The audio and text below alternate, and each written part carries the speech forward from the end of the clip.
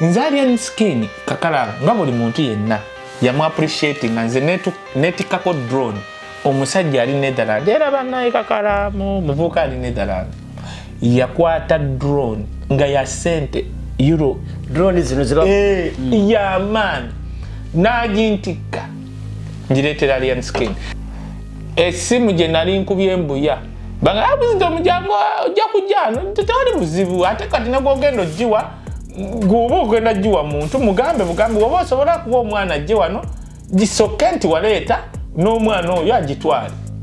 nze nadda nabagabo gambi mugitwale nalaka video yo mwana nga yatandika mpolo okuvuma Bob Wine nga amuyitira mu ngero nga oladde Abdultalo Kakalaamu teriyo muyimbi mu Uganda wabisirani nga alien skin gomanya alien skin singa ya Eddie Kenzo in terms of sente e Uganda huyo Eddie Kenzo afunye sente byaddala alien skin yagenda nga kutula ku nyumba z'abantu zitali zize nga sizize era kibayita missed opportunity ne misuse privilege alien skin yakoseze kiseera kye bubi alien skin yasigala ku TikTok na kuba ku data abaana abagezi mu period kati nabayo gravity ti mu period ya covid bamuletera deal nakula nayagala baba niyetaba n'ekintu kiri awo tajje mu nyumba ye tali bulungi alien skin ye kyakola genda kutula ku nyumba z'abalala azimba bagamba anti buli dakiika abazimba atula ku nyumba z'abalala Kakalaamu alien skin omulaba mu period ye gyalina era oyo mukazi oyo gwayina kyasolo muya kati alien skin wobo mwayi milioni 2 zimukolera eki kubana ku bizimbe biva Uganda that's not money nekubuta tegeera bwe n'obusiru ali ku kimu pichi bimotoka kweraga kolaki kati ekyabaddewo kimanyi kati Kakalaamu kankubuulire nze bwenjagalira military bonna enfaana z'abalien skin bazikutte ne baziteeka ku ttaka bonna ne bagalamiza gomanye emboko ezayiseemu awo baba omanyi military wekwadi okumiliating nga baba kutte ne babasiba bati ne bateeka ku ttaka line up edge bonnemu okuva ku alien skin n'omusiru oli alinga yaddukana mu mpale ne babateeka ku ttaka nga basibye kano kati emboko n'esooka evugira awo nga bababuuza mmwe baani mukama waabwe ali ku peke ali bwati alinga omuwumbo gw'obukyafu ali babuuza banaye mutubuulire mwe abatuwoganira mutukiise emmotoka muli ba division kibatalian kyate gye tutamanyi kubanga Kakalaamu ngenda kugamba bino byolaba ku TikTok amagye mangi nnyo gali tebabamanyi kakati bo ne bagoberera era kyembeebaza tebalumbye mukolo ne babalinda omukolo gw'enaalemu simanyi omukazi akoze simanyi nga bayimiridde samoya bakoze bulungi nnyo nga abatendeke ne Kakalaamu bakutte enfaana z'abalien skin ne babasiba bati ne babateeka ku ttaka nono ne bamalawo essaawa nga bali ku ttaka mbooko kale bamaze bakuba embooko ne babavuga paka ku poliisi era ekyabakoze obulungi lwakuba military eringa yogaya ba military bo tebaagala kumanya singa babadde poliisi bandikutte obutambi singa bwe buli ku social media era basoloka wakana nti tebabakubye embooko babasibye empingo bonna okuva ku kimenko musiru paka kwolya yapama mu mpale ne babagalamiza yonna nga fangoni ku ttaka wansi embooko n'enyoka nga 10 You are watching The Answer Channel, a solution to every situation. Subscribe right now. Oli muna Uganda wangalira mu diaspora, America, Canada, Australia, UK oba Germany. Ng'okola emirimu 2-3 wabula nga tofuna kadde kawummula oba kwebaka naye nga tokyasobeddwa lwaki ssente z'olina ku akawunti yo tezeeyongerako? Toli wekka, bangi kufe twaveeka n'ebirooto eby'amaanyi wabula oluvannyuma ne twesanga nga tukolerera kusasula bills zokka. Tusuba okubeerako ne famire zaffe era nga tuwulira tetulina kye tuyinza kukola kukyusa mbeera eno wabula singa nkugamba nti waliwo enkola esinga eya franchise digital business ebaddewo okumala emyaka 5 mugumu mu nsi yonna esobola okuyamba okukolera ewantu wonna kasita obeera ne laptop oba essimu ssaako ne wifi nga okola n'omulimu gwo ate ekirungi nga teweetaaga bukugu bwonna bwa tekinologiya ng'ezimbiddwa okuyamba abajja ku kyeyonga ffe okwekolera ensimbi esasula obudde bwo wamu n'ebyo by'osubwa jova tukutendeka ne tukuwabula ne ku buli mutendera ng'oyambibwako abantu ab'enjawulo abategeera jova tetusuubiza mpewo wabula yeno sisitimu gy'osobola okutandika okuyiga leero bw'oba okoye okukola essaawa ennyingi nga teri kuwummula nga tetulina kyolaga kizivaamu nyiga mu linki eyo wansi okumanya ebisingawo okuba ku simu ya Gerard Seguya oba gwe mumanyi nga KAKALAAMUDAANSWER ku +1 647 821 8189 oba kyalina omutimbagano www.g-viepena.com. Kati kyonkola Sebo bantu bangana soda nsanga soda ali waka abantu webanda baga akana kafe kagenda kulwala nali lumwe wa pasta sukali nali lumwe wa pasta Bugembe sukali aluma n'abatono nali lumwe wa pasta Bugembe katwakeera nnyo nali ne musumba kingi nga tanafuuka musumba kakati ne batuwa breakfast nga tanava mu buliri ne baleeta emmere matooke nyama biki ne baleeterako kya sugundi soda ne ngamba bana banenze mundete ku kyayo mukalu temuteekamu sukaali mungi ne bampa kyayo mukalu kati pasta yewe yajja Bugembe yate yasookera ku soda ku macha kali mga musumba bana tutufaako onywa soda Dr. Sali yatugambye soda mubi nenjogera ali mukunywa walya bwati nangamba wisdom koze Dr. we yasomera yasomera German nangamba Kaye fomanyi soda dero twamunywangako nga tukula ku Christmas Dr. Gongamba yasomera German waliwo mwana omwavu agende German kitegeeza nangamba sukali mufe soda bwotugana buno tubunywa bukulu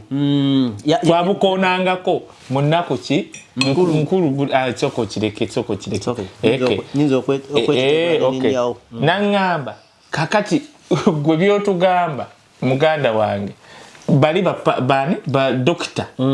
bamunywa mu buto package bakuliramu munda naye ffe leka tunywe soda nange gwenywedde omanyi bagamba tosobola kubeerawo nga tolina muze gwolina oba tonywa mwembyo wabeerawo lazima omuze ogukwambala kati nze ku kasoda ate naddala kano koleese kano wemmala wiiki ate munaye katolaba sometimes wetaagayo ka sugars so it's not a matter of tonywa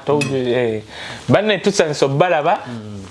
nafuna abantu nga basatu awo abankubirako ntumiddeko sulawo ku radio Simba sura wange yagamba wisdom ebintu byebyo tolimba ebintu bye wannyonnyola emyaka 5 era byonnyonnyola nangamba nange omanyi kakalaamu abantu abamu they thought nti tujja buzi wano kwogera kuleekaana nedda nze seesiba ku kintu nze nalabye Eddie Kenzo ne minisita oyo Mau nga baselebratinga copyright naye lwakwanga Uganda nsinfu abantu abamu tebamanyi gye kyava Eddie Kenzo tavudde eri olaba Eddie Kenzo tamanyi na kye bayita copyright and neighboring rights kati ongambe nti oyo yakoze etteeka lya copyright tamanyi ngo bamubuuza ng'ali mu kamera bw'ati n'agamba nze munayi nno nali mmanyi nti yakiwandika buwandiisi ku Facebook omwana yali amubuuza interview n'agamba eno copyright gye tukoze ne neighboring rights omanyi zino ensi ezirinaanye Kenya Rwanda ezo zi neighboring rights tuzitadde mu tteeka lya copyright n'enfa ero epasi kwe kwava olutalo lwa epasi ne guy ali I think oba Galaxy waliwo guy wa dread oba ali ku Capital bannange guy erinnya ndyalidde wengulu eyo nagane president w'abayimbi be Uganda atamanyi ne kye bayita copyright and neighboring rights kati yalikoze atya and how will he put it into effect so simujerega neŋŋamba kyayongeddeko waliwo n'abakitandikako Kakalaamu ngenda kugamba nze neenenyezza nga bwe neenenya mu programu eri naye okuzimba eyo copyright twali abantu 6 ne tuwandiika kweyongerako lawyer Karamaja akyaliwo wakabi nnyo nali nze Kaye Wisdom Anita Seriwaji omukyala akulembera trade union ne kubeerako Ragadi ne kubeerako Emma Karosi ne kubeerako omuvubuka Munyankole omuyita Patrick secretary wa Ragadi ne kubeerako Molenyes Gome omukyala wa Brian Wex Zone bagula music balinga bakasiwukira awo ne tugobere kati abo yekowa technical fa bakola kati ne kweyongerako Peace Mutuzo minister wa gender yatulabe as in oversee us what we are doing ne General Erika Yanja nga bwe tumala yakubira General Sale yakubira General Museveni ebyo nabye mulaba bano bagenze okujja era by the way ngojeko group yaffe group eyaddako ye ya Bebe Kuru ye ya Hildaman MP you cannot kati newe mbasi nabye nkwatagane Bebe Kuru tosobola kungamba nti kuteeka eryo gye lyatandika Bebe Kuru talina kyakolako because for tumala okukola byonna tuwandiise Bebe Kuru ajjirawa Bebe Kuru ajja n'atandika okukola advocacy enkungaana ze twakolanga simanyi mu hotel simanyi biki tugenze ku Trip Hotel Bebe Kuru ngoro Kenzo tanana kujja ali playing sexy way yali ali ku international level yali Uganda ngatali amanyi ngatabana muzura anti no chifali ya muzaala naye kati omusajja muleke nita namuleka Bebe Kuru bayira we mukamba bulire nze Bebe Kuru nyine ebintu ngabisi kyobula junior lumu yandaba ne Bebe Kuru ku birthday Bebe Kuru ansagana naye omanyi gwe kati Kaye akasajja ko kali kakadingo mani kakusiriwaza kwanga we've come along with Bebe Kuru kakalamu kankubulire nze sora kati kakalamu ngenda kugaya ebifo bino sora nokwata wabira banako actually kuba wali mwana muto nga tunajja na Kampala twali ku debate oyogera ku debate byebisera byemusikatsa abadagalasi olira bulizi kitufu teriyo kifo kakalamu Uganda yonna buli muyimbi yenna ekifo kya musajja mu Jamaica ngara safari ni yafa bambi nakole ekifo yali restaurant nga waggulu waliwo kyoyita Cineplex kati nga abaana abo tujja okulaba film of course abaana babagagga nga ekifo no kiri eki mu Kampala bubalabira si kubanga Norman Godino fa bazali babakule nakasero twagendanga ku Norman Godino jimanyi watoto church weri bagitanga Norman Godino nga tugenda okulabira film nice naba kati ogamba omuntu nti waliyo Norman Godino naga kiki ekyo kati ngamba kati bachita batya kati from Norman Godino we yaggalawo nga gale skin obagiguzo babikoze bitya gipangisa yasoka gipangisa kati negwenanga ku Cineplex nze we nabira Sylvia Woli ne Nyakana muganda nga yantwalayo kubanga iwe yagula engoye wali wa Sylvia Woli nga balina amaduka agakabi mu Kampala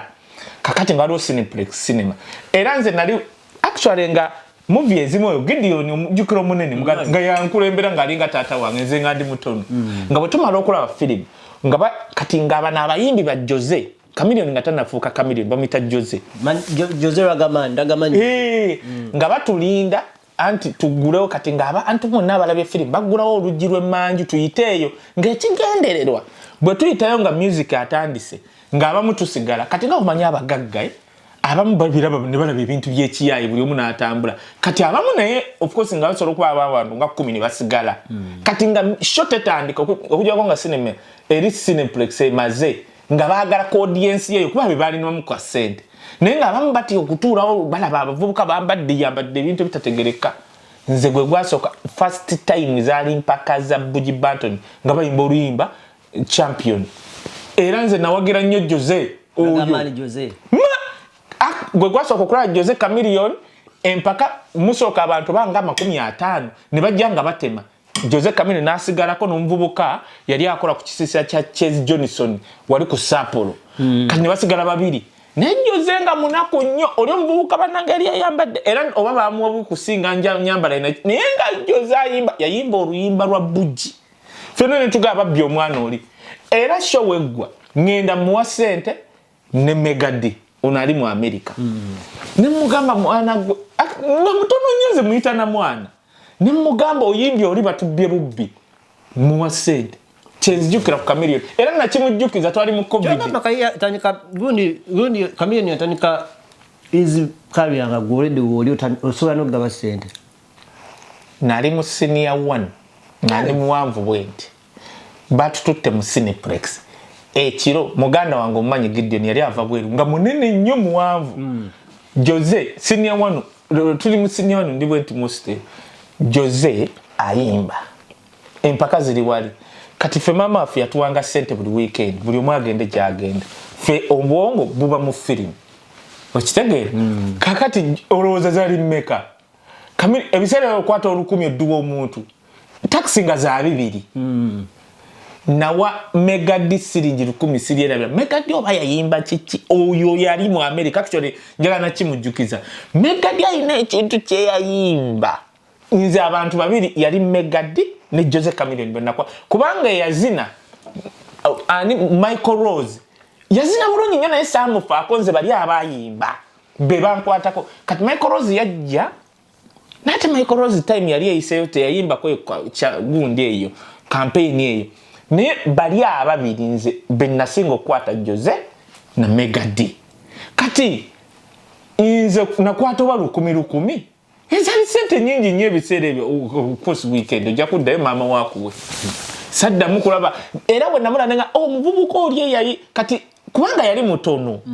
nnyo nganze ndowooza myaka twenkana kyenyo kyongeddeko bana Chameleone yali muto naye nga Megadi atono ali mu America ye yali alabika bulungi yalina bode n'aba kati nze music mujjeyo we nalabira Bebe Cool naye kweyo ogundi teyayimba oyina authority mu bufunzi eyogera ku music nzija katono bibyo nabinyumiza sale music gyavudde nga yekka omuntu asobola okuyimirira ku kyenjogera yali Ragadi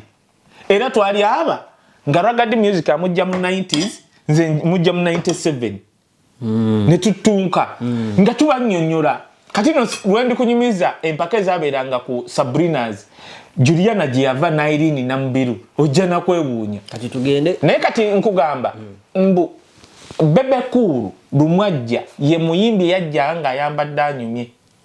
kati ntandika okujjaawo Bebe Cool tutandika oba bali bye bamuyita bati kati naye nga kye nalaba awe want to deviate nga bana abaana b'abalodi baagala nnyo n'oba toyimba bulungi nga baagala nnyo omuyimbi ayambala okunyuma era Michael Rose kyogula yalwawo okulikodinga nga ajja n'azina bw'ati kuba yayambalanga n'anyuma nga bamwekwatako nnyo balabanga gwe owa kirasi kati Bebe Cool kyogula ffe twamwekubako nnyo nga tulabanga nze omuntu eyandaga Bobi Wine yali Gideon sababu kunyumiza yaleta tape ya Bobi Wine akagoma ne tugamba tunonyono omusajja goma nti agoberako Bobi Wine nga tetulaba nko omuntu ayimba raga mu Luganda nga Bobi Wine it was so perfect to us ngojeko bya Ragadi okay so anyway mumfunze kiribu ekiti kan kimalirize bwente ekya copyright Bebe Cool ne tuveyo paka Bebe Cool ajja ffe tumala omanyi osobola okukola ekintu ne kikudibakaawo kati ffe twajja tumanyi nti Museveni tayagala kuyamba bayimbi kati kikoze nekikyadibye ngenze Nigeria ngenze Denmark oba nagenda nawa kakati nga kiri awo Bebe Cool ajja atandika okukola enkuŋŋaana zino twengeri olwo tumaze okuva mu kalulu balonze Dr. Hildeman Bebe Cool akiteekamu nnyo amaanyi enkuŋŋaana kigende mu maaso kati tosobola kuddira era nalabye abantu ne ngamba bannange ono Eddie Kenzo omwana wa Chefali atumanyidde tosobola kuddira Dr. Hildeman n'omujja mu corporate omanyi nti nno be bakola gundi grand worker of parliament nyete yamujja mawa agenzo okujja okay that's okay mawa azze ekintu kiwedde nga Hildeman oyo Hildeman oba ne baani mu parliament ogenda okunyonyola abantu so nemo nange lwakubanga nze manyi Eddie Kenzo tasobola kuyimirira n'agamba bannange nagende wa genocide n'ensanga abantu bano nga wemba nnyonnyola era tetulina bye twawandiika kubanga ffe twali tukola amendment eya 2006 etteeka lyaliwo tetwatandika ku zero ne tuteekamu ebyo byonna kubanga ekyali kibula mu tteeka enforcement etteeka we liri muli enforcinze mutya ekyo nakyolaba cross 9 ffe twabikola era nagenda okulaba anyway nze kiba ndi munnyonnyola cross 9 gye babagamba banaye temugijjaamu simanyi bitya ffe twabikola naye katubireke tetujja kwekubira kaddingidi nze kyenjagala okwebaza nebaza NTV simanyi kifaananyi gye baakijja kubanga omuntu asologamba nti abantu mbeesibako ate nga wemboogera bwe baali mu kifaananyi n'omusajja omulala Lawyer Kalamaji era ye yalimu kakati wulira kana akantu kakalaamu siinaako tafaali ku music wa Uganda era kyovula authority ya lere etandikidde era ngambye nti oyina authority okwogera ku music industry kwekyo kye wakola era lumuntu alitonge bankubidde era nze najja ku Dembe FM ku Talk and Talk bandeeta neŋŋamba Edison njagala oyogere byokoze mu art industry nange njogere Chagala ogambe kubanga ogamba nti wali omanaginga band oba muganda wo ekyo kira nange ndeta abayimbi bendeese. Kati uliriza kana akantu actually by that time namugamba little boss mubi nasirikira bwatinaga namugamba akati womulya mubi kati namugamba njagala tuogere betutaddemu sente zaffe nga because of the passion n'abalala betagala kwogera kuba zani mpaka little boss wa musula busulu nedda yatuuka omuntu omutuusa w'omutuusizza ne mukyala we little boss yes mukyala we yamukujjako nedda teyamunjjako munange ffe munaye kakubuli waliwo abawala ne betwateekamu ssente ne twakola ki naye nga tukikola bukozi kuba twazirina nze I wasn't a manager naye nga ndaba omwana ze nga milioni 15 zimujja wano zimuteeka wali nze bano bonna ba Joyranda bagenze okujjanga tulina ssente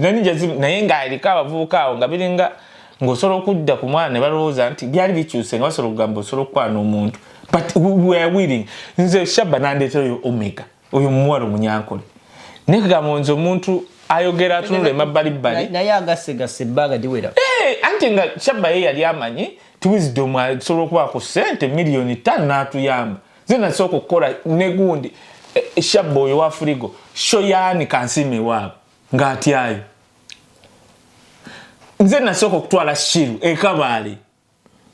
kati naye nga tubikola with passion era naye nze newunya n'oko sente zajja luvannyuma nga nze nno ndowooza tugenze tukube ekintu maama twafuna sente ate kati ne kibanga ate tetulina we tuzikweka ebinusu bitya ne tugaba zino ng'olaba ne twagula na buguzi nsawo tuteekemu sente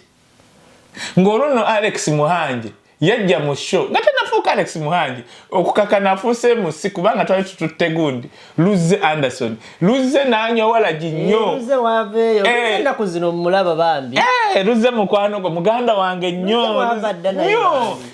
twagenda okukola show abantu ne bajja bangi Luze akwata sente n'agenda kukola walagi nga yalina okuba emusi najja nga kimukuyo yajja ku stage nga Muhangi yaleeta abanyankole bambadde white show yonna etabuse kati nga ffe tetumanyi ki jjukira tukoze show naye tulese ani ate byalinga byakusaaga nagamba negula tuteekeko ne DJ Shit eyajipu mote mama Luze agenda okujja ku stage yakwata akazindalo nga akazindalo koogera okusinga Luze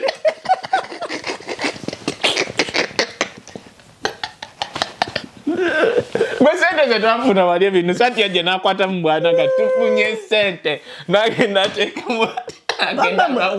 simanyi mukwano gwamaje era guvudde wala Luze mukwano gwaveeyo kati nowuliriza Luze era kati nze omuntu ajerega Luze mu music omanyi Winnie Nwagi nga Swangs tenamumanya Luze yalemera ku Winnie Nwagi nga Luze ali ku WBS nga amuleeta buli lunaku nazina ebintu ebyo n'agamba n'omuwala ajja kikuba namugamba omuwala ng'azina nnyo akabina kuba yalina sho ku makya ng'omuwala ajja n'azina akabina nga teri amanyi na Winnie Nwagi era bwe yagira bwati buli wentunira Winnie Nwagi ne ngamba abayimbi bazibu nze kubanga nalaba Luze ng'alemedde ku Winnie Luze ayambye abayimbi bangi but because that time twali tukolagana nnyo nga nyina omukima ali ku WBS ku makya nga natera okuggalawo nkubuulire oyogedde ekyabayimbi bazibu ne neewuunya naye nze omuntu bw'oyogedde bwoti omuntu anzijidde mu byafaayo gwe nzijukire eyampita mu ngalo bwoti ne mulaba yali Azawi bandeetera Azawi kusimba awo abaswangizi ne baŋŋamba tulina omwana gwe tukulidde nali njagala interview ya Vinka ne baŋŋamba tukuweerezaayo omwana agenda kujja sooka okoleko ku oyo ne bankubira essimu ne baŋŋamba omwana omulabye kunze mwana ki nti ali atuusa okusimba ngenda tuuka bwenti kusimba ku reception nensanga omuwala ne baŋŋamba ono ya Swangizi gwesindi sinze nga nali muyiseko emirundi ng'ebiri nga ndowooza wa Kyannaku manye waliwo awo show gye bayitanga Kyannaku nentuula ne mutuuza mu kati omanyi akati kaffe akali awo ku stage awo neŋŋamba kati oba ono kati tugenda muggyako ki nga ntunuulira Azawi bannaye ne tunuulira Azawi munnaye ne wayitawo weekses ne tumukolako n'ayimbayimba n'agenda ne wayitawo weekses nisanga Azawi ku Debuta TV nga Azawi akyuse nga Azawi yayiseewo mu week sezi nga yayiseewo nga n'okunda bakalabika okuba mu byafaayo tandabanga kati ate Azawi kakalamu katono nnyo nze Azawi wesitamunenyeza asobola okuba nga omanyi abaana ba Lebo abamanyi nti Swangs yakozeeko nze abayimbi anti uliriza nono anti kati obwongo bwe jukira bamuleeta bamugamba bugambi genda wano nze omuyimbi gwe neesibako ennyo yona ataleeteddwa Lebo nga Swangs kubanga ye aba amanyi engeri y'okutoba okudda wano kati kyova olaba nze abantu beekanga nnyo ku actually ne Cindy nanyiigira nze Cindy yali bantu bangi bali tebamanyi nti ndi mukwano gwa Shiba but nze natandika okulaba Shiba nga Shiba muzinyi osegedde kati byatubuka wali era ddagala asawo twali n'omwana wa Sudirwawo omanyi twateekeyo lwendi kunyumiza bato eyo gye yava mujja nakugwa eddalu eyo bato eya Shiba ne Cindy naye mbagamba bannange nze sisobola kudda ku saidi ya Cindy nja kubeera ku saidi ya Shiba naye nga tewaliwo amawulire n'omu ayagala kubanga jukira Shiba yali tabalabawo bitya yali alina enkwe nga teri munnamawulire nongo Shiba kye yali akola olaba Sebo yali amutidde ku stage Shiba kye yali akola n'abayimbi abalala bangi bakikola muli ne Barema abo bonna baani nti ye asobola okubeera nga ategese ekivulu amanyi waliwo ekivulu n'akunoonya ye tolina lunaku gwe munoonya nga gwafunamu yakunoonya yafunamu eyo character agina but bonna abayimbi naye kakati bulira kana akantu Shiba nze ne waba akola ebyo nze kakalamu nze omuntu nga yabadde mukwano gwange naye tubimala omwaka nga tetunyumizza nze I don't care naye kati nze ndaba Shiba gwe nalaba mu obsession ne Ronnie mulindwa era Ronnie we yansanga ku gundi ye twali twogazi ne muga Ronnie onkoledde ekintu omanyi yakola ku mazina naye akyalina buno obwana obwamubeeranga ku bukamala ne kali akawala tebusobola kuvaawo era Kamala gwe nakubirano yankubirano nga Shiba ze mu Canada nangamba nga tetunakulaba nenga wayi Kamala yajja naye ate yajja naye ne mugamba munaye Shiba ayinako abantu ayina akawala oba kaganda ke akaddugavu kani waliwo akaganda kali awo my friend kakambu Shiba ayina abaka kakandolinga zigundi zako social handles my platforms kaliwe kakugamba ntojja jitula tojja musembera tojja I know ne kati kakalamu ngawe nkugambye nti nze mbeera n'aba nze kakalamu nga natandise kunyumiza nti ono omuyimbi ono Rema muyinako kino ono bwati n'ensi esobola n'okutya kyova olaba nze bayimbi bangi akusanga bwanaga wisdom ne mudde emabbali kubanga kati nze no Bebe Kulu akimanyi twawukana ku byabufuzi ne tudde eri ne tunyumya nanga gwe kati Kaye ono omwana wange omuyambi otya nitwogera nekigwa naye okidda akimanyi okiba ku bya Bobi Wine tujja kwetwala tugweri webiggwa ne tunyumya kati olaba nze nasanga Ronnie abantu abamu kati music akyuse abantu abamu tebajjukira na Ronnie mulindwa ono yali obsession nakyasobola kukola mu industry walidia Jasmine anti kakati ogaseeko ekyali dia Jasmine lwaki ogamba Lydia Jasmine teyaliyo yali manager nti sibimanyi nze njogera Ronnie obsession yamala na managing akulu okay naye kati nze akuzaala bye music wa Uganda gyavudde abo abaana wembasanga nti nembasanga bwenti era nze namulaba nga yakwatse show ya Shiba katono nnyo tewaliwo omuntu gwejagala kuddamu kukolako interview nga ande event engeri abaana babituse bamwefuuliramu akalenzi ne kabapasula ka Enoka njagala era nja mufuna then natwala Lydia Jasmine yaliko manager Lydia Jasmine namafuna emyezi andi emyezi bajalinga emeka kati jazi ande alichali wange naye ampa story nga mutufu nga nsufu sasa ajireka gawira ande nga angamba tuyomba netonda banake omwana akozeseza losi koza etya nagamba omwana nakamuteekamu sente nyingi nnyo n'emitwalo ebiri bwe giti sijijjangayo yadde koza kati ngaji ayogera bwe mdikodinga neosaka empeza bidirenga ne mu butuufu kuwolokose no story empisaawo negibalula ayaya nakuba essimu teyakuba Jasmine n'atereka audio yo kumala emyezi eki bandi awo nga Jasmine azze ku radio nga mulese omiyembe twese sasa olusi twese sasa tuli kumpe n'agamba naye wankole ekintu kye sirierabira kunza ate kitya nga nabyerabira ddala ngamba wakola sheno n'ateeka ya eddoboozi ndawuliranga nnyo ate Jasmine ayogera mpola gananyinga gasonyaladde banaye yatereka audio kumala emyaka ebiri kati nze we nafuukira mukwano gwa Jasmine omanyi nze kati nze ate ngenda mwebaza abantu beewunye n'okwewunya of course nali nkola kusanyuka bino ebya ssente byajja luvannyuma omusajja eyantuuza n'amboolera ku bayimbi yali muzeyibula akola n'ebbalamu yandaba nga nfiirawo omanyi twagenda okusiba Irene Namubiru kakati ne tutuuka mu makati tekyali kyakusiba Irene Namubiru ne Kapitani Kasami nangamba naye n'omusajja mwana yeeyita ki okitegedde ali Namubiru ne kusaasira nangamba ono kati oyo omusajja yeewuunya omusango okuva Entebbe nga tekibangawo ne gudda e Kampala golowooza ani yandikikoze ekyo nagamba naye omusajja kati nganze jjukira ndi mwaka obuvubuka namu kasente kange si banku sente naye ng'omusajja Kapitani Kasami enayini kooti z'Entebbe ye gavana w'Entebbe neŋŋamba kati omusango gugenda kuva wano gudde e Kampala kubanga gye baguddiza ne bagamba gwani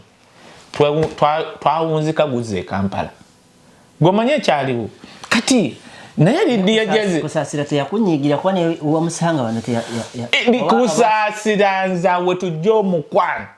gw'omanyi nti nno batwala kusaasira nga tetutegedde ate twali tumuganye ogenda Entebbe ne bamukwata jjuke baali bakutte Little Boss tulwana laba kusaasira bamubuzabuza ne bamutwala Entebbe era kusaasira tujja omukwano kweyo incident ne yeewuunya ssente zange omanyi ssente zange zagenda ku musango ogwo naye batuuka okusasula nga omanyi ebyabayimbi neŋŋamba ne babasasula tukole bwe tuti olwaleero bati mukwano gwo Lydia Jasmine ate omukwano weguva olwa Washington bye yamukola nenyimirangawo ku media nenyinyonyola era Lydia Jasmine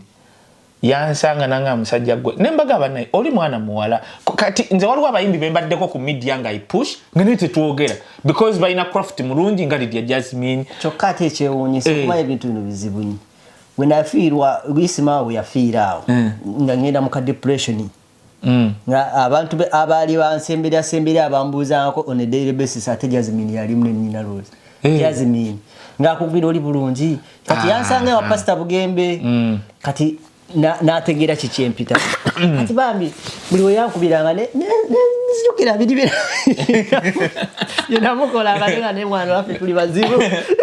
naye muzeyibula kino kankigambe mwabagala okumanya nejinga kati nze sajjanga manager oba nali nze nateekanga nze bandeeteranga omuyimbi n'omutunu yabooti kati nze twali ne babiri nze abayimbi baali babiri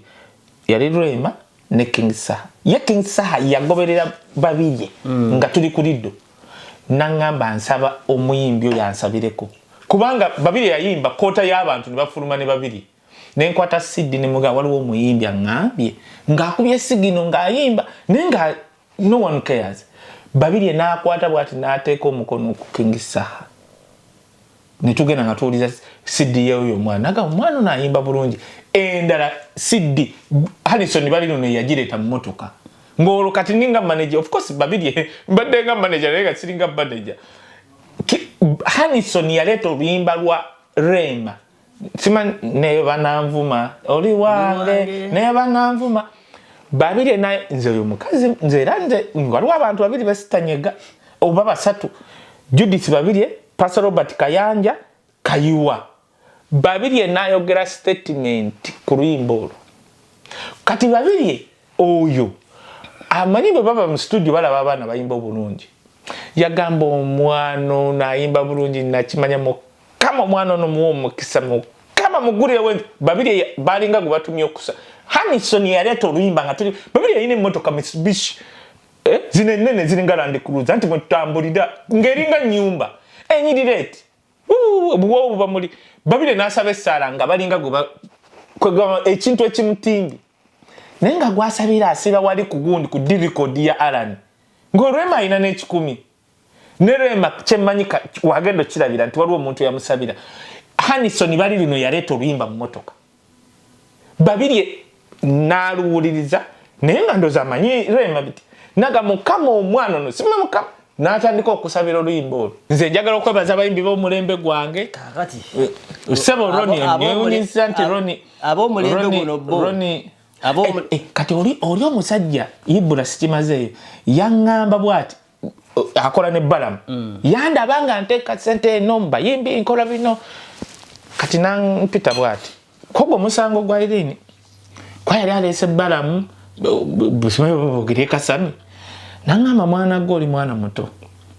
wegendeeza abayimbi nze mbadde sikumanyi naye nga nkuwulira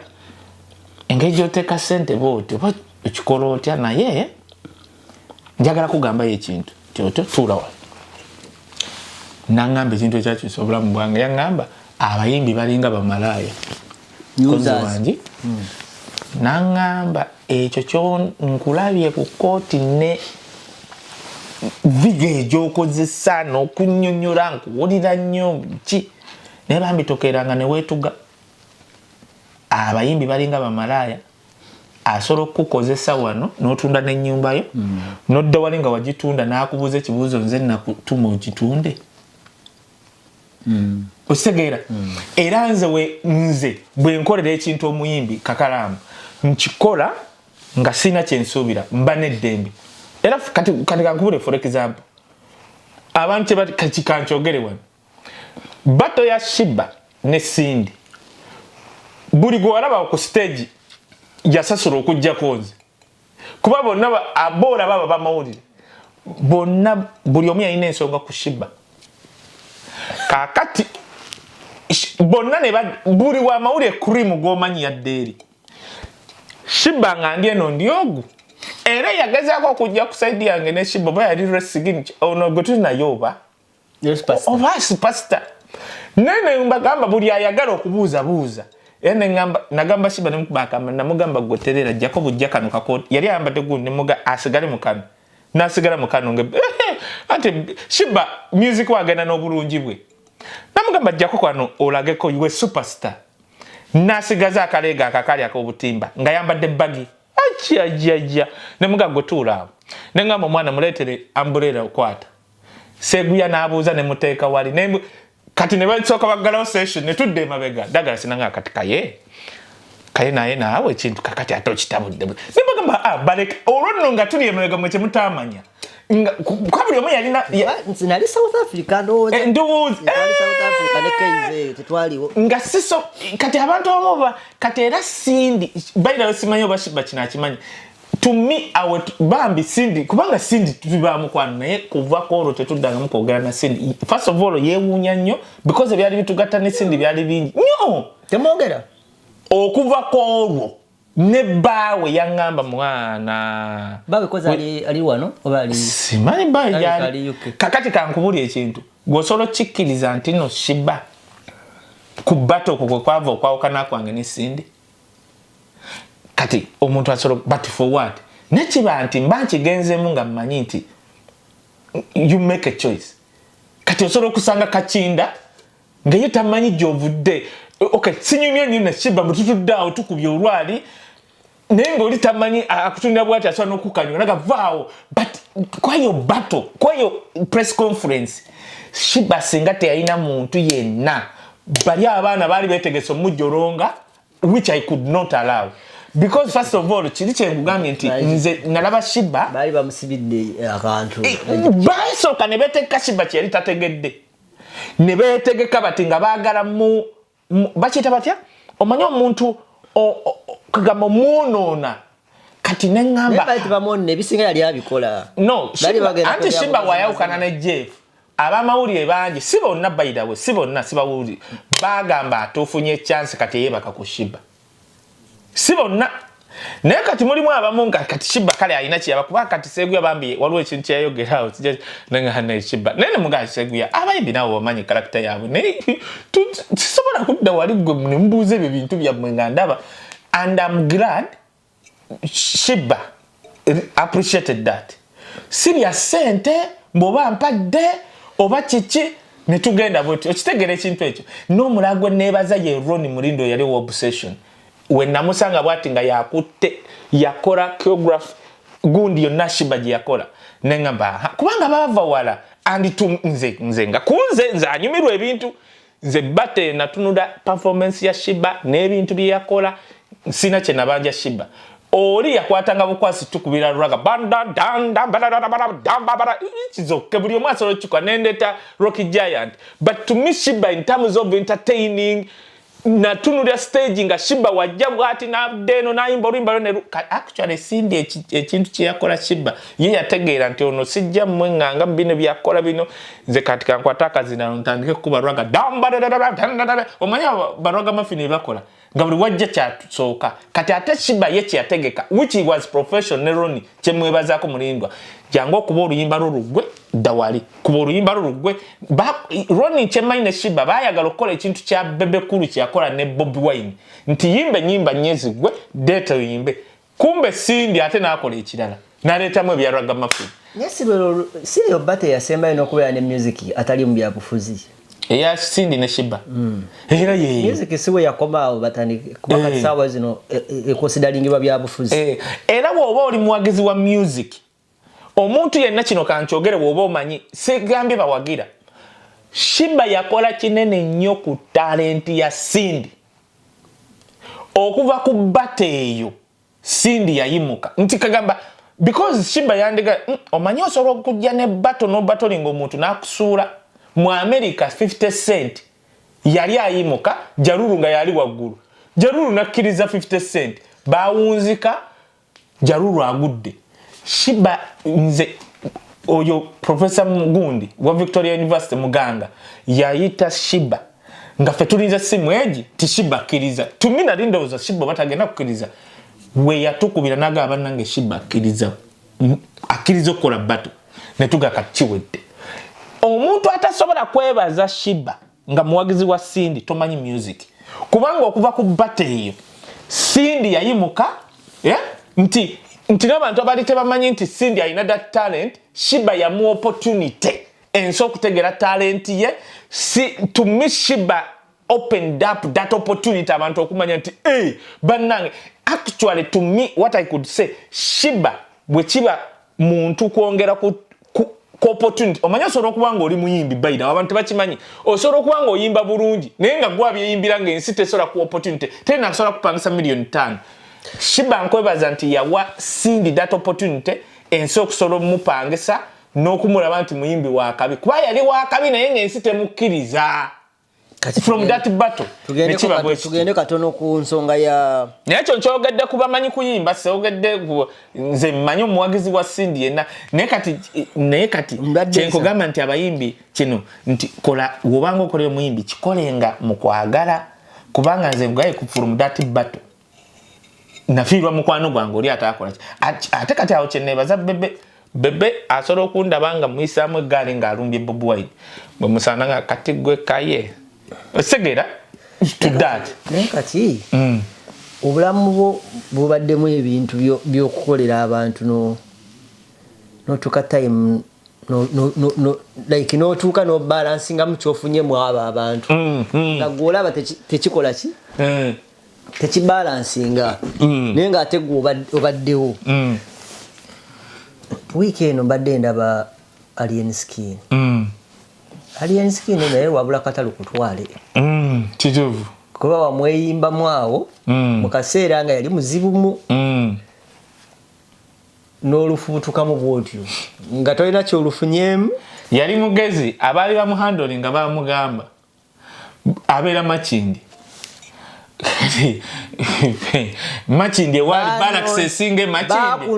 nze abaana baŋŋambanga naye okumanya wali serious nnyo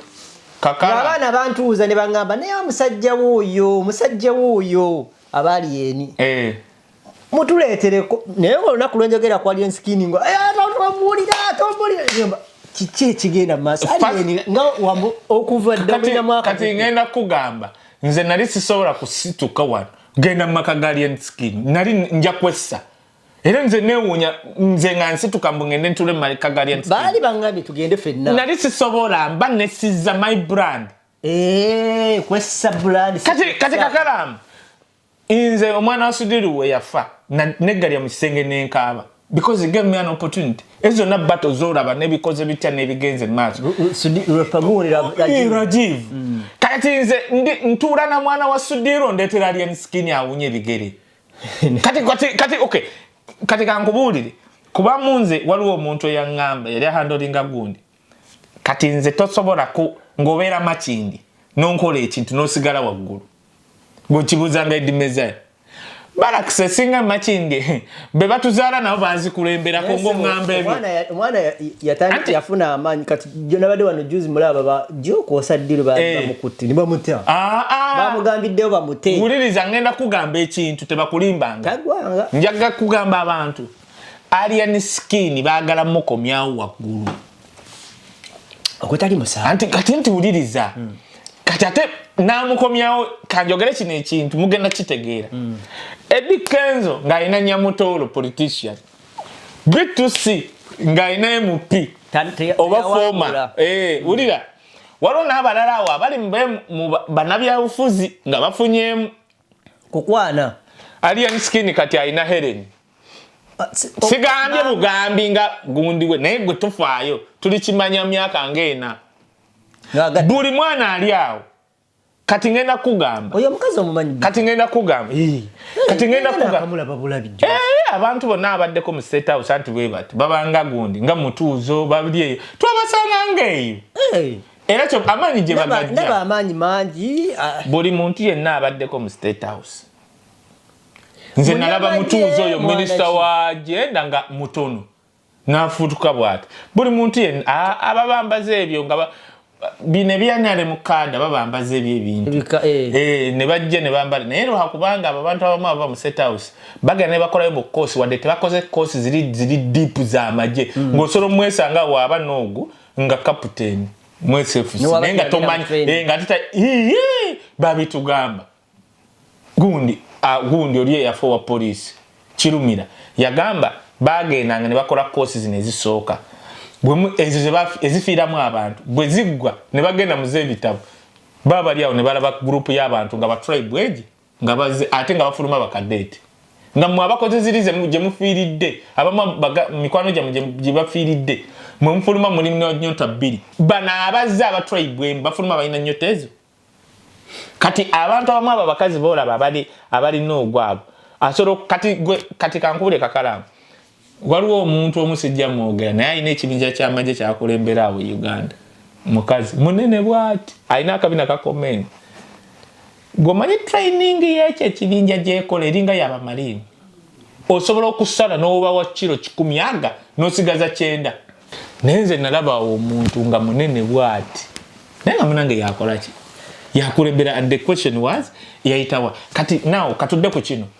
nze alien skin Kakalaamu nga buli muntu yenna yamu appreciating nze netikako drone omusajja ali Netherland era bannaye Kakalaamu muvuka ali Netherland yakwata drone nga ya sente euro drone zino ziba ya man najintika njiretera alien skin problem je nakola bobo leta drone Uganda osooka n'obategeeza nga tonagitikka nekyo gireetera oti obulirani obo ye bangamba obulirani tosobola giyisa ku kisayi like that drone kati nga mukubira ngayogera nga mugamba munaye twala essimu y'omusajja ono abantu bayagala alien skin nze banaye kati Kakalaamu kankubulire oyo omwana alien skin alina ebisiraani bayagala omwana oyo ku kirino kyenkugayo ekyabakazi gravity byakoze speed vakoze sente ezajja simanyi concert ya peace bonna abaana gojjo bogende babeeramu go balina abakazi abali mu government eyo nga bagadde bavubuka bali oyo gravity nga omulaba oyo ku sente ngejja dduseemu ndi kunyumiza ogwalimu okitegedde gwe abakazi bali awo n'abo abakulu boolaba yokwata million 3 zikuwa bazebbiraawo anti omuyita mami naye nga empale kyekyo kakati nze ku alien skin nga muconnectinga omanyi omuntu w'ebulaaya asobola okuteeka mu $2,300 actually euro oyo kwegamba simaina kumanya manyo okugaba tekyetaaga muntu kuba mugagga nnyo naye waaba asobola zitola you know what it means nga muconnectinga kwoyo ndeta drone ntuuka ente bagiyisamu bati abayowala ebampita bali n'abamaje bajja era nnono bayirayo bali bajja kunkwataawo bino byakuba nti bakaye wisdom nga baŋŋamba eno drone eri drone ino yali y'amaanyi ne bambuuza wagijjeewo aŋŋamba nnyonyo najja ne riseti yaayo ne bagamba neno kizenga gift nyina gwe ngendo jiwa njiti kati wamaje oli nga no wisdom kati eno drone ogiraba bagenda gitwala embuya nembuya nga mpa contact y'omuntu gwe mbankubira nga ngamba kati olwa singa omuntu agiresi kwa yali y'amaanyi era gwe babadde bakugattako nawe genda embuya naye kubira ono omuntu gwe munyonyere boti ne boti ne boti kati nkubira ali askin nga muga drone yo because bitya oba wayita ennaku bbiri nga ndaba ka video nasoka ngamba oba yabadde akubiddwa nayogera bwatu tandika okulya mu luvuvuumo nti mwana nno simanyi bitya kumba omwana tebamuyingiddemu esimu gye nali nkubye embuya banga abuzidde omujjango ojja kujja tewali buzibu ate kati nagwogenda ogiwa gwoba ogenda giwa muntu mugambe oba osobola kuba omwana ajje wano gisoke nti waleeta n'omwana oyo agitwale nze nabagaba bugambi mugitwale nalaka video y'omwana nga yatandika mpola okuvuma Bob Wine nga amuyitira mu ngero ng'olwa David Lutalo kubanga tumi David Lutalo engeri gye mwagala nze nandisirise tikina kikinjijjako naye tosobola kugamba ng'oyo David Lutalo ku level gy'oliko oyomba ne mukunja n'ogamba nti waliwo emmandwe nkulu yebatuma Bob Wine asobola okubira mukunja kakalaamu olaba ng'omuntu David Lutalo yakulya mu nnaku era muganda nnyo omuganda akuvuma totegedde David Lutalo yavumye Bob Wine ye yagambye waliwo emmandwe enkulu eri teyagala kumanyika yevuma nawulidde nga David Lutalo tumi abamulinaanyi muwabule singa yasigadde wali n'asirika ebibye ne bimuluma eyo that's okay agambye tajja kuddamu kusirika era tajja kuddamu kusirika kubanga agaggawadde fabamanyi David Lutalo n'ettaka era gwe genda eruwero labo bamaje sige gali kuumu kakalaamu David Lutalo ebyaddala bebamu kati kakalaamu David Lutalo ku byayina ne byakola tosobola mujja mwenale ge mazima naye kati nze wali owuliddeko wano nga nzize okuvuma David Lutalo tumi muwabuwi magezi nti David Lutalo bw'oba oyomba ne mukunja n'abalala togamba kino kyogamba kubanga oli muganda abaganda balaba oba ovuma mwana waabwe Bob Wine nti waliwo emmandwa enkulu etuma Bob Wine mbwa akubire mukunja mvumira David Lutalo kukyaliko ku ssaawa eno nti esimu ekimuli ku bwongo akubire mukunja amuvumire Lutalo nti Bob Wine kukyaliko ku misinde gyaliko ku ffene gwali mukulya akubire mukunja vumira ku David Lutalo kubanga abaganda bagezi omuganda akuvuma wali omusajja twalina nagambako General Silent gwe bakuvumye nemuga oyo statement gyayogedde akuvumye nangama kitegeeza kyayogedde nalinda kamale ngenda kigamba kati kuba nalaba singa nkimuvunira wano meeting yali egenda kuggwa wano kati neninda omusajja n'amaana wa transport nemuga omusajja oli kyabadde agamba naye kimuvuna omusajja yanyiiga najjako ne galubindi kanga oli engeri gyagamba emmomboze mu statement mbu bano abajja abamu abeefuula abayimbi momboze mbukuba muli momboze mwowuliriza simanyi momboze nemuga gwe bakuvumye oli avuma gwe owuliriza ziri momboze kuba nawe oli momboze kale nga nesale yali takitegedde kati omuganda akuvuma totegedde David Lutalo ali mu kuvuma Bob Wine indirectly ate kankubuulire omuyimbi waliwo kati abaana obalaba Bob Wine kati yafuuka capital osobola mweyimbamu nobaga kati nze mulina kubanga kati abamu bamunyagwa basi munyagwa bamukubyekubi manyi munyagwa takyalina waayogerera mu Buganda kasi abantu bakizuula omanyi munyagwa nakyogeranga nga ndi Kampala ti munyagwa si musajja Muganda era yaddira ebintu bye byonna n'abijjeka wempe n'abidza ekabaale okitegeera ne mulya nnyama yabimaze n'akyogera kati omunyagwa bagenze bakendya ka David Lutalo azze era tekikwewunyisa David Lutalo kati ng'agenda kutwala omwaka mulamba paka lwagenda okuvayo direct nga agesimbye ne Bob Wine. Lwaki omuntu yenna kasita akola obugagga oyo mwana nga bw'aliko ne weesembereza amagye nti ge gakuuma ebintu byo kati otandika okulaba you can't survive without them. Kati nze David Lutalo kye mugamba nti ekibi kubanga ku David Lutalo ku bwavu bwe yayina ne bwatuuse wamala nze ku bayimbi abamu benda abali contented azawe omulaba Kakalaamu mu bulamu buno kolanga ebintu byo otuuke ku level n'oba togagadde nnyo naye ng'oli contented. Bw'otoba contented ogenda kukola ensobi David Lutalo kyali mu kukola. Gwe comparinga azawe ne David Lutalo byayogera nti azawe byayogera swangize sorokera ne musazaamu osegera naye akulaga nti kambyogere oba bansazaamu wendi wemba nazimba akayumba saakalootako kuba nali ntambuza mmere. Kati omuntu atuuka ku level ng'ali contented ng'azawe asolokera enkya n'akwata emmundu. Kati David Lutalo yakulaga tasobola. Naye kati okudda ku kire ekyali emiskin Kakalaamu teriyo muyimbi mu Uganda wabisiraani ng'ali emiskin. Gomanya Alien Skin singa ya Eddie Kenzo in terms of sente e Uganda. Huyo Eddie Kenzo afunye sente byaddala. Alien Skin yagenda nga kutura ku nyumba z'abantu zitalizize. Nga sizize. Era kyebayita missed opportunity ne misuse privilege. Alien Skin akosezze kiseera kye bubi. Naye bame myaka 2 miramba mugamba bubi bubi. Kakalaamu mu myaka 2 Alien Skin abadde tambulya ku TikTok. Kakalaamu TikTok esoro kulimba n'okola show n'ekutunuulira. TikTok Alien Skin atambula n'agavubuka ate enjala ebaluma balya buli mayirungi. Gwe katika nkubulye okumanya Alien Skin wabipali olugulide kupata leero okumanya wabipali. Kakalaamu mwe lwakubanga ensi temwakitegeera Alien Skin ate nalabula waliwo gayo mugwe nagamba nti Alien Skin kalumbye Chameleone asobola okulwana olutalo nga taluli mu maaso kuba Chameleone tasonyiwa omuvuma n'akutunira bw'ati nga wamuvuma n'obyerabira nga tabyerabira. Kati naffe basympathize abamu ne tukuba ku masimu nti musajja waffe kuba kati nze Chameleone waliwo ekituuka ne ekitegeera kiki kyemugambye nti abantu twakula nabo bakwata abantu ba Alien Skin one by one nga tebabakwata bukwasi bwe bati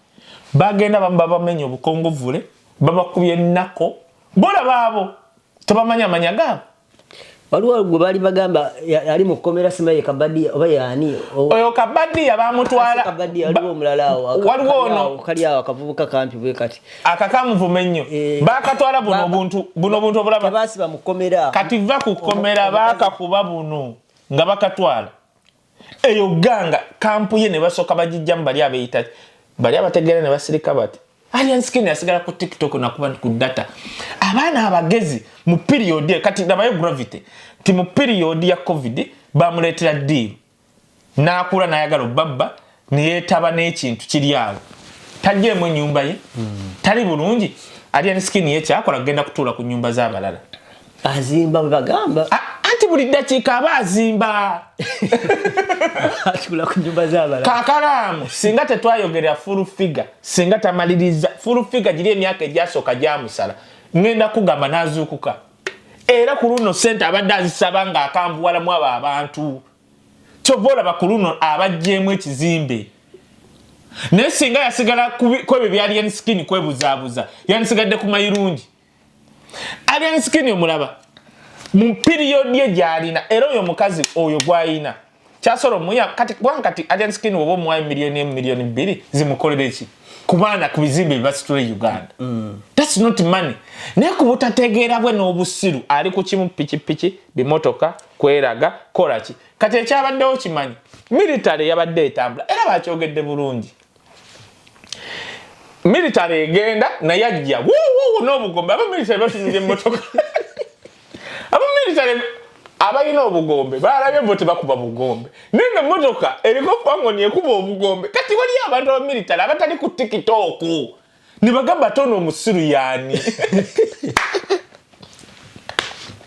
kubanga Kakalaamu oyo mwana wabeera ku TikTok yalowooza ensi yonna ebeemulaba kati bali abamilitale bo babuuziza ono musiru ate waawa yazze n'abakiika emmotoka kale omusirikale n'ava babuuza nti bannange mwate muli ba division ki bwe yababuuzizza nobeerayo yavuddemu ng'alinga empale gyapamyemu mbwalumba omusirikale kati bamulumbye ne basimbula bwe yamukozeko fujjo omusirikale ne basimbula kati nga omanyi abamilitale ne baga okay tubagoberere kati bagenda otuuka ng'agenda ku mukolo bo tebaafudde ne basirika ne babako we balindidde yenna gye babadde bagenda bamilitale babivuddeko ne bamulinda n'akola omukolo gwa Helen oyo omukazi n'akola ne bakumba ebyekisiru byabwe byabadde nga ddole kati ne babimala n'asimbula we yasimbudde kati kakalaamu kankubuulire nze bwe njagalira militale bonna enfaana z'abalien skin bazikutte ne baziteeka ku ttaka bonna ne babagalamiza gomanye emboko ezayiseemu awo baba omanyi militale wekwata okuumilietinga baba kutte ne babasiba bati ne babateeka ku ttaka line up edge bonna emu okuva ku alien skin n'omusiriwo oli alinga yaddukana mu mpale ne babateeka ku ttaka nga babasibye kano kati emboko n'esooka evugira awo nga bababuuza mmwe baani naye nga problem yabadde egi kuba babadde balina obutaala siren ze baagaana kati bagire military yabadde egenda mu motoka kati bano ne bajja ne babakiika emmotoka nga bataddeko kati ne batunulira emmotoka si ya military si ya poliisi si yati mukama waabwe ali ku peke ali bwati alinga omuwumbo gw'obukyafu ali ati ne bamubuuza banaye mutubuulire mwe abatuwogganira mutukiise emmotoka muli ba division ki battalion ki ate gye tutamanyi kyabadde kyangu nnyo kunnyonnyola nti tuli bayimbi just tuyisa mbuyisa simple nekyekugambye waliwo abayimbi abasiru ng'oyo alien skin batambulira mu dinaayo n'avimba omu ku bunne owa military yabadde ababuuza ne bamukolako effujjo ne omukulu n'avuga kipiki n'atambula nono kati military yo yatitwitinzemu katono kyemmanyi ne basooka bakuba amasimu nti bano be baani kubanga kakalaamu ngenda kugamba bino byolaba ku TikTok amagye mangi nnyo gali tebabamanyi kakati bo ne bagoberera era kyembeebaza tebaalumbye mukolo ne babalinda omukolo gw'endaaleemu simanyi omukazi akoze simanyi nga bayimiridde samuya bakoze bulungi nnyo nga abatendeke ne kakalaamu baakutte enfaana z'abalien skin ne babasiba bati ne babateeka ku ttaka nono ne bamalawo essaawa nga bali ku ttaka mbooko kale bamaze bakuba embooko ne babavuga paka ku poliisi ne babaga kate mubata kati ekyo nze era eyo barakisi y'amakindi era omukazi oli omukazi oyo baavuddewo kiro ssaawa nga 5 yabagamba oli maama waabwe alina okubajjayo maama waabwe yagenza okujja era abaana bagamba nti tebalinayo muntu mulungi ng'oyo kati wuliriza kati kyenkugamba kakalaamu oyabadde mu mmotoka ya military abo baana basiru abamilitary abasinga teetaaga kuba n'ogwo bw'obanga ozanyisa owa military owa military akola training ezi akola ey'amagye n'eya poliisi yamanyi amateeka we bamaze bayisaamu embooko kuba babasibye bati n'abateeka ku ttaka n'abakuba embooko oyo alien skin akabina baakakubye bamukubye embooko ng'ali ku ttaka bwe bamaze ne babateeka ku poliisi waayi babadde basobola batwala emakindi ne babaleka awo omukazi najja ne babeera awo okuva ssaawa emu paka ssaawa 5 era nono bati bamubuuziza nga bali ku poliisi kuva ku ssaawa emu paka ezo ne kitwala kubanga kyabadde bano ekigendererwa kyabwe babadde kubabonereza singa babadde baagala basiba kubanga bandi basibye oba bandi batitewa mu military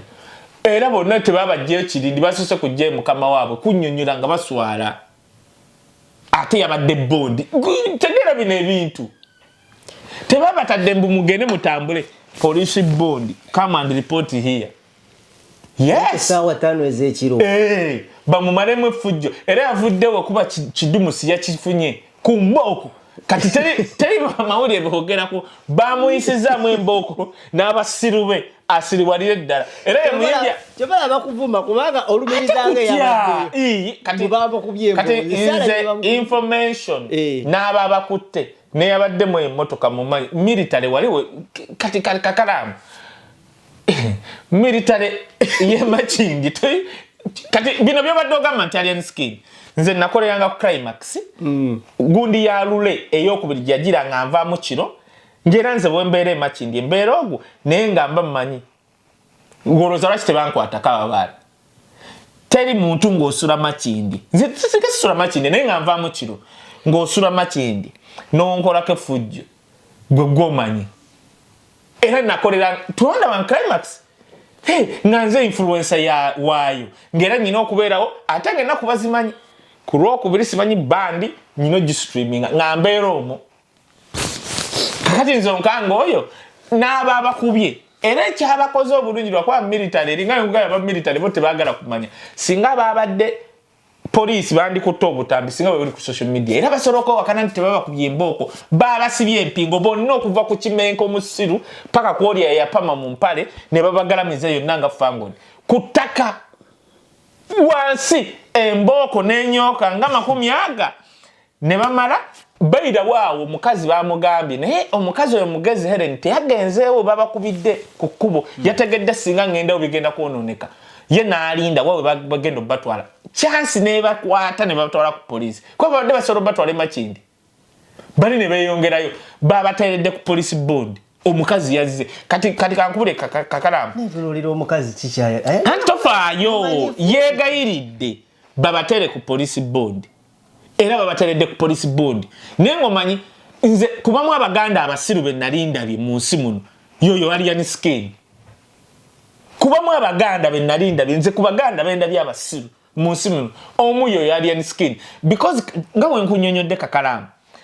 opportunity wobanga ojja okubba bwoti Museveni funa opportunity omubbe kati Museveni agenda kulayira bagamba naddamu okwetaaga oyo musajja alien skin era we mwogera ne muddamu mulabanga agenda kusumulula ziku ne mukalulu mwaga kakala nga tekanaba kubaawo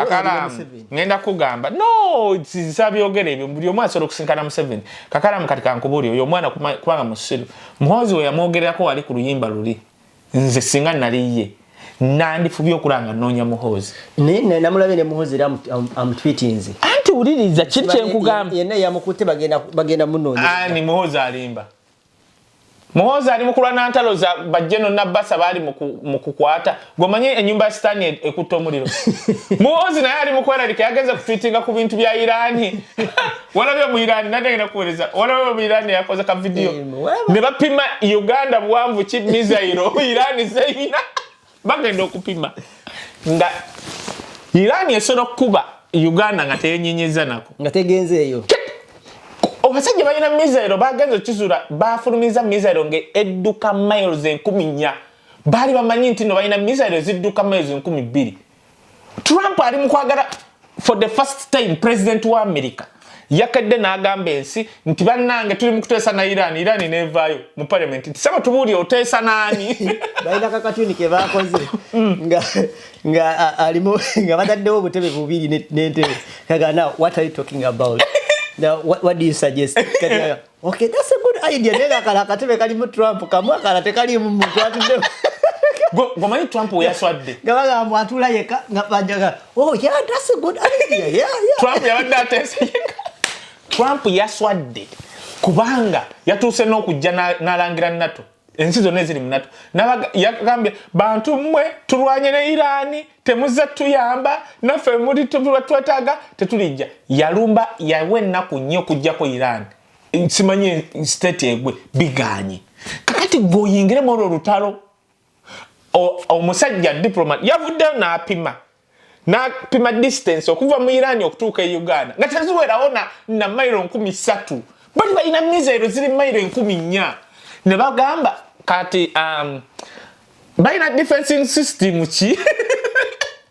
omusajja kakalamu kankubuulire nze ondaba nze designist ni musajja wa when you talk about Israel come on but nze Irani siba wala bulldozer Persians tubasomyeko babadde ne civilization before Israel. You are fighting with the people abasajja abafuga kensi. Kati borwana nabo. Kakati muganda wange. Abasajja bali mukulwana n'ensi esinga amanyi mu nsi yonna. America na USA. Era bakimanyi nti batusinga, USA na Israel. Era Iran ekimanyi ensi zitusinga amaanyi. Kati olutalo tugenda mu myezi 2. No one thought about it. Kyokka tugenda mu ekyo Iran emanyi kyeriko. Eyagala bali bateeka amagye ku ttaka. America tesobola kugateekawo. Ne Israel teyagala. Kubanga eri ensi y'abali. Kasita oteeka amagye ku ttaka. Ogenda kumpulira emmundu. Olaba olemedde okuba gavumenti ogijjako ng'olina buli kimu. Osegedde kati omusajja gw'oŋŋambe kakalaamu nti muhoozi mbu yeraliikirire okutaasa alien skin nga yakoze tweet emu ne bapima ekikompolo ekiva mu Iran ekituuka goloza muhoozi takiraba. Muhoozi teyalabye mu Iran eyabadde diplomat eyagambye who's this guy simanyi yagambye bitya. Kati goloza takiraba. Goloza muhoozi tiyalabye kati katunu okalaze Trump yatudde yaswadde mu nsi yonna n'agamba ateesa ne Iran. Obusajja omanyi kye bwakoze bwamugambye musajja ekisooka ffe tetwagala kuteesa ekyokubiri tetwagala ceasefire gwe kuba paka woonomala. Kati Trump kyakoze ng'awandiikira Pakistan nga ebbaluwa gye yagenze ng'asaba kuteesa na busajja ng'aleeta proposal. Pakistan ng'ekwata ng'ereeta gundi ng'ereeta Iran nga ne bana ba Iran baddamu bawandiika. Trump bw'oba oyagala kuteesa naffe ekisooka 1 osooka kusayininga nti byonna by'oyonoonye mu Iran ogenda bisasula ne bosse. Ekyokubiri nga tonaakwogera ku ekyo teri kussa mundu gwe kakalaamu. Ekyo kigambo kyashookinze ensi yonna. Ensi nga nafunga Iran n'ogamba bali nti we tuba tuteesa naye teri kussa mundu. Oba nkyo kitegeeza gwe okimanyi nti Iran yandisoose okugamba nti tusse mundu. Omusajja n'agamba nti teri kussa mundu. Ekyokusatu kali akagolomolo ka Strait of Hormuz kakati tugenda woba oyagala kuteesa naffe ogenda kukateeka mu buwandiike kaffe tukamanyi kaffe naye kati ogenda kukateeka mu buwandiike toddangamu kepankira ku wandiika nti ka Iran akagolomolo. Anti kati Trump yagenze n'aleeta vidiyo eri eby'amaanyi ne bagamba kituufu bireete tofaayo ayagala amafuta ayagala gayitewo. Buli obusajja omanyi kye bwakoze buyisaawo eryato lyo bobo kuba lyato era bwagambye okugjako amaato gokka nga tegalina kakwate ku America nga toyinaamu shiyaritya guyitawo gwereete gwe muganda wange. Kati ogambe musajja yakoze tweet emu golowooza muhoozi tali eraliikirira mbu agambe mbu alien skin therefore nga maliza ku alien skin. Ekisooka kakalaamu okugjako nga alien skin afunyeyo abakazi beebakako mu NRM bajja mubeererawo. Ekyo kyokka gwe tolabayo be bagulira zi Range Rover ng'obaagadde abali mu NRM. Nze nyina abantu besitala banko mu Range Rover abasajja naye nga bamaze kwagala bakazi mu NRM ne bazibawo. Alien skin alina kufunayo bikazi ebyo mu NRM n'abyetiba era kakati kyaliko kubanga engeri gy'alaba banne nti babyetibye ne baba bulungi. Kitegedde kati n'abyetiba n'abeerawo. Kitegeera nti kyaliko kati era kyekisolo muyimirizaawo. Ekirala mu period eno nga Museveni tannalayira bikoze bityo ogenda kulaba ebintu ebyewuunyisa. They will still need those people. Ku mwaka gumu Buchaman yali ne Bob Wine gwagenda okwera omwaka gumu nga takaaba kakalaamu si papa right now bajja kulaga nti no bakyetaaga eri erisiru lya skin mbuli kumba liti mbuli kumba lisiru byonna emwagiringa bbi teryanyumirwa nze newunya muganda musiru nga alien skin. Kakalaamu kati kakubuli abantu bali bakoze bulanda ne bebekulu yalowooza okwagira NRM luli n'akaluneo kaggwa ojja sigala nga darling bebekulu n'akiyiga kivula bebekulu agaggawadde yatuula ku table n'abagamba njagala zino nange mumpe entandikwa. Ono omwana alien skin omuganda n'abanga bbi kiddukano tuula n'abasajja mu opportunity yo bagambe bannange njagala sente zino bonna bana abanyankole ba Bitex bamusinze Bitex basajja bakulu no muto anti yigira ku obuto obwavu rokija ntomulambwavu uyu mwana agenda sigaza nze nkugambya ajja kusifuna yebikazi mwena alembieti ba asigale kuvuga ebyo bimotoka na kubeera awo alien skin singa ine kizimbe ekya gravity full figure ya kiyigiramu kurune yatula ku table chovola bazimbye bebe kuru yalaba anti bana basajja bena ale ona atandika butani monna nganti kati alien skin nga wali asobola kugaba myaka 15 mbo printed Nicola msingo obukulu haito kole tutya ni alien skin azadde aina kozi opportunity singa wano wali oyo mwana waliwe yakwata bwati aba basajja yali asobola bajja mu billion ngemu n'ekitundu ne mumukubiye ku ati twandikoze tutya kati yalumba eno nga tusirise kati okay kati kakalamu nze mpe ekitiibwa David Lutalo by the way David Lutalo sorokera ne mukubira n'essimu to the art industry David Lutalo alina kyakoze David Lutalo kasitana aleeta empumiye n'alumba ng'agamba nti mukunja waggulu we waliwo emmandu emutuma ngenda kukubira David Lutalo wewunye n'okwewunya kuba tugenda kujjayo n'ebifaananyi ku ttaka lye ery'eruwero n'amagye agali tujja bijjayo kati kubanga kati oyagala nkole ntya my job is to defend the family nze mwogezi wa family ya Bob Wine kati nze nsirike kati nze David Lutalo mumanyi n'omusajja yasooka muleeta kubamu yali omujjaso musayininga mumanyi yatambulanga ne CD kapapaala nga teri amwasho nesho kuzimu za soko kole ez'amaanyi jereta kwende service park yakwata kazindalu n'agamba naitoyo yali ani Emma namugamba oliddawa najjanga wanongo nyima okuyimba jango olabenga abantu abali wabwere kwende service park basinga bali munda humbleness David Lutalo nze mpulira oli mulokole humble wana ntalozo gaba simuzo ku TikTok kera nze banaye kakalamu nze njokosanya ekintu kino nze mba nsubira abaana abagande engeri gye balwanamu kakalamu tumalirize era kati tugende nange bankubidde dda kakyemmanya essimu naye nga kisoke kyekyo kya David Lutalo ndowooza ekya Bob Wine tujja kyogerako walabye bamugere kati kakalamu olaba nze waliwo abantu kati olaba kati nga Nkulu Stanley Ndawula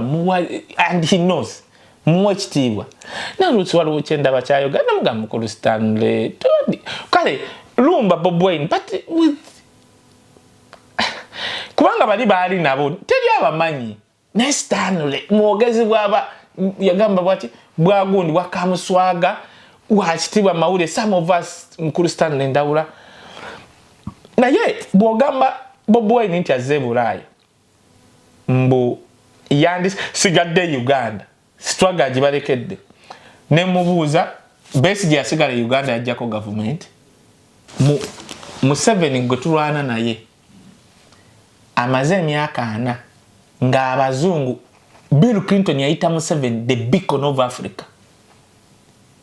mu 7 yafuna favor mu bazungu kumanje kitegeeza gwe Bill Clinton nga president wa yagamba that guy is the beacon yetala lya Africa Museveni akyaziza ba president ba America bameka nga bamukiririzamu buli kyonna kyakola bobo olwana naye oyina okutegeera nga gwe omulwanyi nti Besigye abadde wano Sebaana abaddewo Semwogere abaddewo e Uganda nga balwana tebawangudde musajja amaanyi ge gavaawa gali Bulaaya tulina kusooka mutemako mirandira kandi nkakuwe mulala Kagame yayingira olutalo lwa Tshisekedi president wa Congo omanyole musajja kyamukoze mukuba international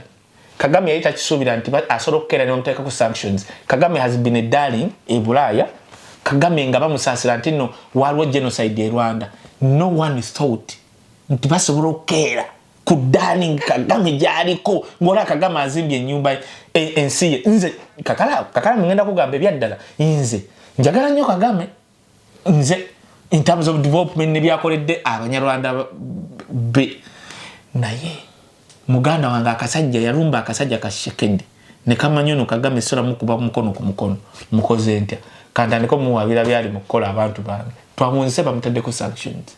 kakati Bobi Wine mugezi bagambye yaze kwekubisa kifaananyi ku Capitol Hill tugenze obunzi kandoza tunabyogerako bwikejja kubanga obudde buyise tujja kwogera omusajja engagement zali mukola zisobola obutakola kati waliwo kye bayita short run ne long run. Long run nagamba Kakalaamu Bobi Wine asobola obutafuga Uganda impact gy'abakoze a destroying kino kibaita dynasty kubanga Museveni yali yakola nga bagenda fuga Uganda emyaka egisukka 5 10 mwana avako nona avako bagenda gifulanga North Korea nkubulayirira tekisoboka kati because of Bobi Wine. Kale tuddamu weekend ya takumira mpera abankumire.